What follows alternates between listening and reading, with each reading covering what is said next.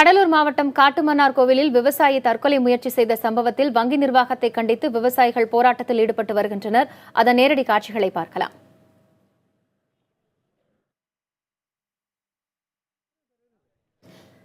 இது தொடர்பாக கடலூர் செய்தியாளர் ஸ்ரீதர் இணைப்பில் இருக்கிறார். அவரிடம் பேசலாம். ஸ்ரீதர், போராட்டத்தின் போது விவசாயிகள் தரப்பில் என்னென்ன கோரிக்கைகள் முன்னெடுக்கப்பட்டிருக்கிறது?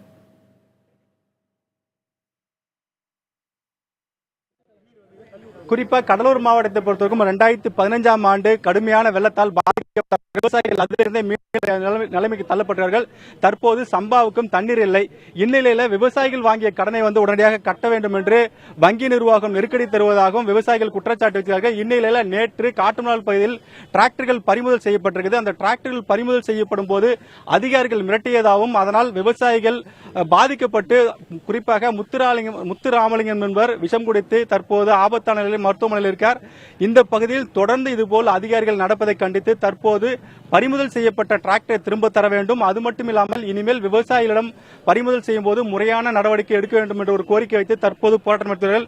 அதில் முன்னாள் திமுக அமைச்சர் MRK பன்னீர்செல்வம், முன்னாள் சட்டமன்ற உறுப்பினர் பாலகிருஷ்ணன் உள்ளிட்ட பல்வேறு கட்சியை சேர்ந்தவர்கள் தற்போது இங்கே போராட்டத்தில் ஈடுபட்டுகிறார்கள்.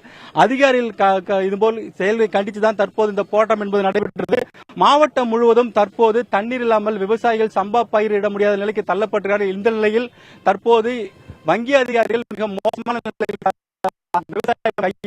அதனால் தற்போது இந்த போராட்டம் நடப்பதாகவும் தெரிவிக்கிறார்கள். இது குறித்து நம்முடன் பேசுவதாக முன்னாள் திமுக அமைச்சர் MRK பன்னீர்செல்வம் நம்மளோட அவட கேட்போம்.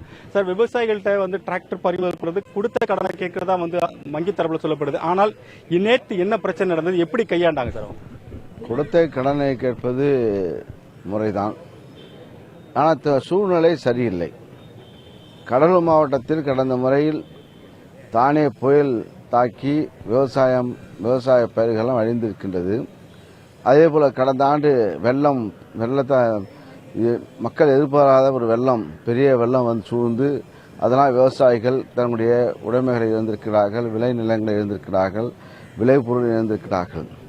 ஆக கடந்த சில ஆண்டுகளாக தங்களுடைய விவசாயத்தை மூலமாக தன்னுடைய வருமானத்தை பெருக்க இயலாமல் இருக்கின்ற இடத்தெல்லாம் அவர்கள் அடகு வைத்து சாப்பிடுகின்ற ஒரு சூழ்நிலை இருக்கின்ற சூழ்நிலையில் வங்கி நிர்வாகம் தன்னுடைய அடியாட்களை வைத்துக் கொண்டு இங்கே விவசாயிகளுடைய உடைமைகளை கைப்பற்றுவது என்பது, கடனுக்காக கைப்பற்றுவது என்பது மிகவும் கொடுமையானது.